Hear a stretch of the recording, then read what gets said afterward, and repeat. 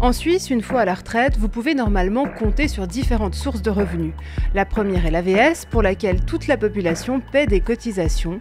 La deuxième est la rente LPP, financée par la population active. C'est la prévoyance professionnelle. Les salariés peuvent aussi placer leur épargne en bourse, dans l'immobilier ou dans un troisième pilier. La fortune accumulée dans un deuxième pilier, l'avoir de vieillesse, représente généralement la plus grande part de la richesse d'un individu. En moyenne, la rente LPP est supérieure à celle de l'AVS. Il est donc très important de suivre l'évolution de son capital vieillesse. Voici comment ça marche. Si vous êtes salarié, vous versez chaque mois une partie de votre revenu à votre caisse de pension. Vous contribuez alors au financement de votre propre rente de deuxième pilier. Le versement augmente avec l'âge. De son côté, l'entreprise contribue à votre épargne vieillesse pour un montant égal. Cette épargne vous appartient. Elle n'est ni à la caisse de pension, ni à l'entreprise. Les indépendants peuvent aussi cotiser dans un deuxième pilier, mais ils n'y sont pas contraints. Une étude de la Fondation Vita indique que seuls 47% des Suisses considèrent cela comme un investissement pour leur propre retraite, 28% le considèrent comme un impôt, 21% comme des honoraires. Une fois par an, vous recevez un rapport sur l'évolution de votre capital vieillesse. C'est le certificat de prévoyance. Il indique par exemple le montant que vous êtes censé percevoir une fois arrivé à l'âge de la retraite, c'est la rente. Il précise aussi les prestations reçues en cas d'invalidité.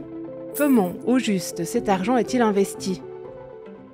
C'est la caisse de pension qui s'en occupe en fonction des dispositions légales et de la stratégie définie par son conseil de fondation. L'argent est placé dans des actions, des obligations, de l'immobilier ou d'autres placements selon la stratégie d'investissement. Le rendement tiré des placements s'appelle le troisième cotisant. Mais il ne revient pas en intégralité à l'assuré. C'est le conseil de fondation qui détermine la part de sa performance qui revient aux assurés et ce qui est placé dans ses réserves. Il peut y avoir de grandes différences entre les caisses de pension selon le modèle de prévoyance choisi qui privilégie soit la sécurité, soit le rendement. En résumé, si les placements en actions, en immobilier et en obligations donnent par exemple un rendement de 10%, le salarié n'en recevra qu'une partie. Le reste va dans les réserves des caisses qui servent à se protéger lors des mauvaises années boursières.